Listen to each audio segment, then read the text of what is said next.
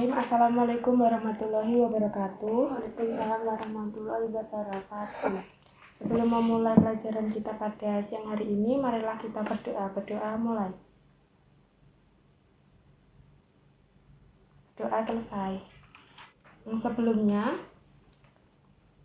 apa Mbak Desi sehat? Sehat. Sudah makan? Sudah sarapan? Sudah. Sekarang kita akan mempelajari lanjutan dari pertemuan yang kedua, yaitu tentang sistem dan dinamika demokrasi Pancasila.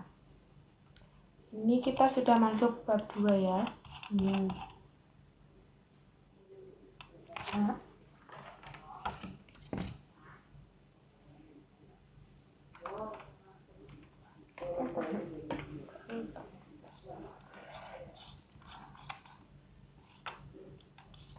Nah, di sini kan sudah ada gambar, yaitu apa ini? Seperti pemilihan ketua OSIS, pemilu, musyawarah, dan juga musyawarah desa. Nah, itu merupakan perwujudan dari demokrasi yang tentunya mempunyai sistem. Nah, untuk mendalaminya, mari kita melihat video terlebih dahulu.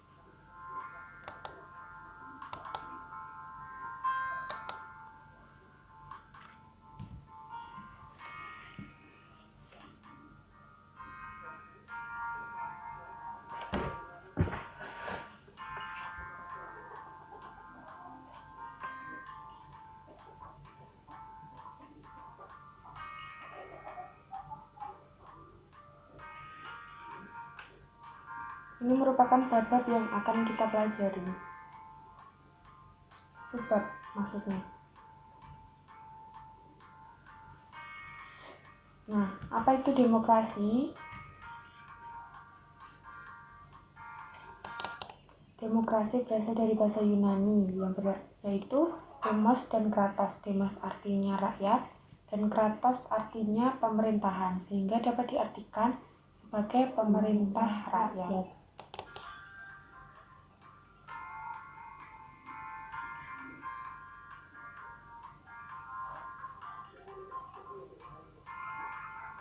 Prinsip-prinsip demokrasi antara lain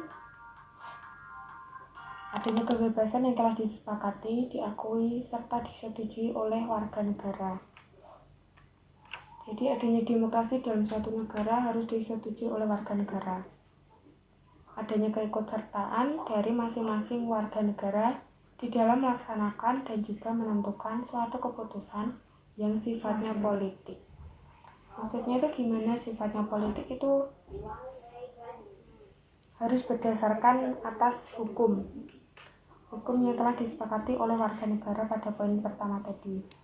Yang ketiga yaitu adanya kesetaraan dan keadilan untuk setiap warga negara yang terdapat pada sila Pancasila, sila ke-5. Ya. Tiap warga negara mempunyai kesamaan dan juga kesetaraan di dalam praktik politik. Jadi bebas mengeluarkan pendapat mereka masing-masing.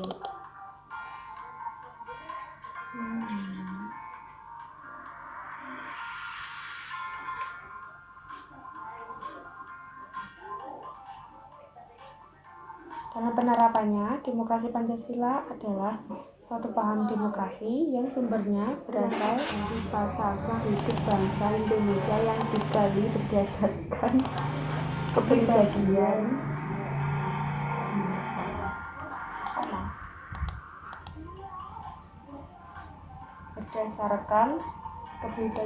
rakyat Indonesia itu sendiri. Terlalu cepat. Nah, 10 pilar demokrasi konstitusional di Indonesia menurut Pancasila dan UUD Negara Republik Indonesia tahun 1945. Antara lain 1. Demokrasi yang berketuhanan yang Maha Esa. 2. Demokrasi dengan kecerdasan. 3. Demokrasi yang berkedaulatan rakyat. 4. Demokrasi dengan Rule of law. 5. Demokrasi dengan pemisahan kekuasaan negara. 6. Demokrasi dengan HAM. 7. Demokrasi dengan pengadilan merdeka. 8. Demokrasi dengan otonomi daerah. 9. Demokrasi dengan kemakmuran. 10. Demokrasi dengan berkeadilan sosial. Nah, demokrasi Pancasila itu mengandung beberapa nilai. Yang pertama, mewujudkan rasa keadilan sosial, persamaan bagi seluruh rakyat Indonesia.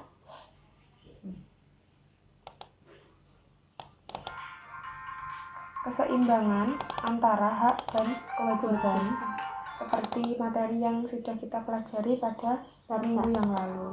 Ya, bab 1. Membangun kehidupan yang demokrasi itu bagaimana? Nah, yang pertama yaitu yaitu antara persamaan kedudukan di muka hukum. Artinya, hukum harus dijalankan secara adil dan benar tanpa pandang bulu. Siapa saja yang bersalah dihukum sesuai ketentuan yang berlaku. Seperti yang kita lihat bahwa di Indonesia saat ini kesetaraan persamaan kedudukan di muka hukumnya mungkin bagi beberapa orang masih kurang setara. Misal saja seperti para koruptor yang hukumannya itu terlalu mudah atau terlalu gampang seperti itu.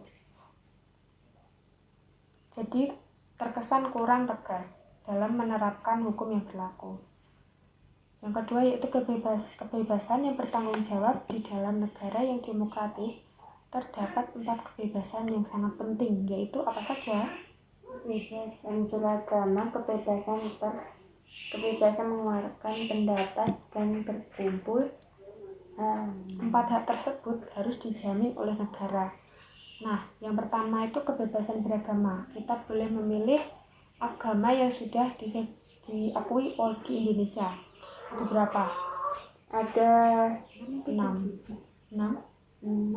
Islam, Kristen, Katolik, Buddha, Hindu, Konghucu. Nah, kebebasan pers itu apa? Udah tahu? belum. Kebebasan pers itu kebebasan kayak pers itu semacam diberitakan. Jadi seperti pembebasan media untuk meliput segala sesuatu yang terjadi pada suatu negara itu. Nah, kebebasan mengeluarkan pendapat itu seperti tadi, bebas untuk mengeluarkan pendapat.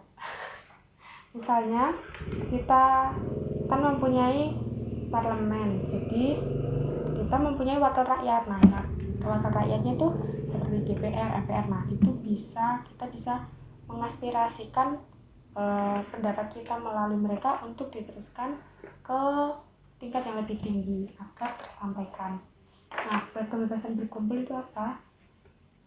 Ya, bebas berkumpul untuk membuat suatu himpunan atau organisasi.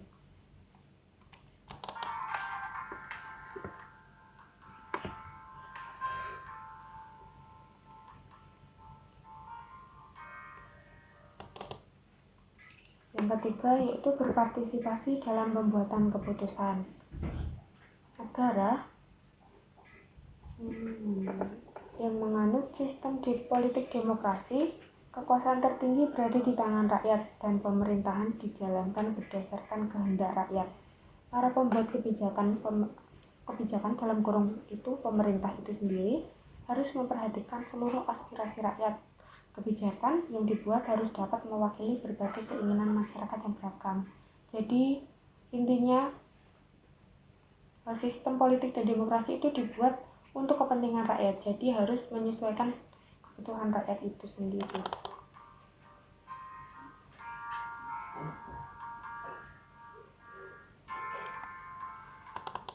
Nah, itu tadi merupakan ringkasan pada subbab yang pertama. Sekarang ada yang ditanyakan? Tidak. Tidak ya. Nah, sekarang ini bisa dibaca. Lalu habis ini kita akan main kuis menggunakan Kahoot. Kahoot. Nah, nanti saya tunjukkan. Sekarang dibaca dulu. Kita ada sedikit kuis nanti. Kuisnya pilihan ganda.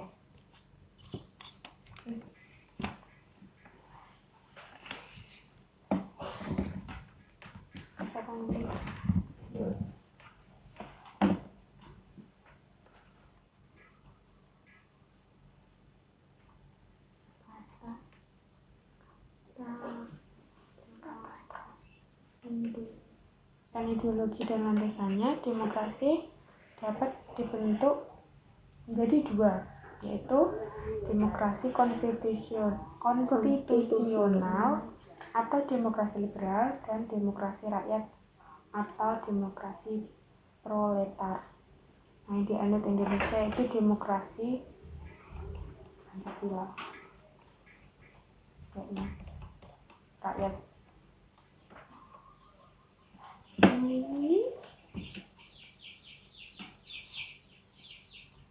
Atau mau langsung kuis? Baca dulu atau mau langsung kuis? Baca.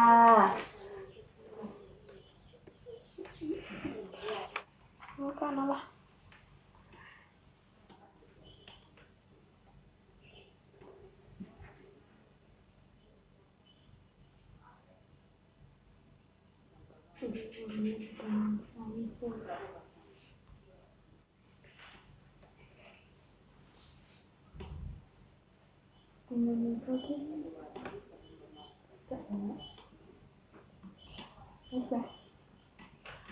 Udah, sekarang langsung kuis aja ya. Ya.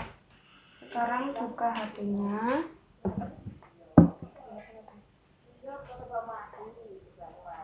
Buka Kahoot, browser kahoot.it. Nah, bentar nunggu pinnya.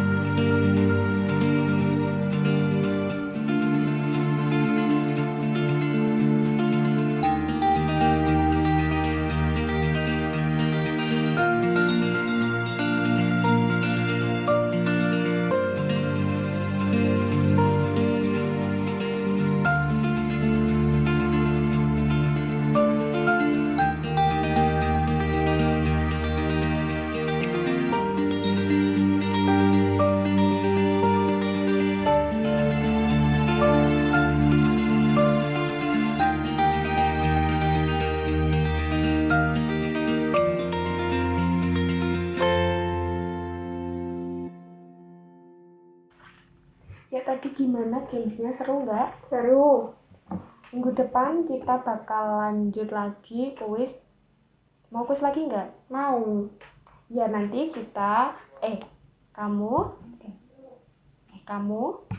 baca dulu materinya sampai selesai. Nanti kita kuis 2 kali biar makin seru. Nah, biar benar semua nanti bacanya biar lebih serius. Terus tadi benar berapa? Benar banyak.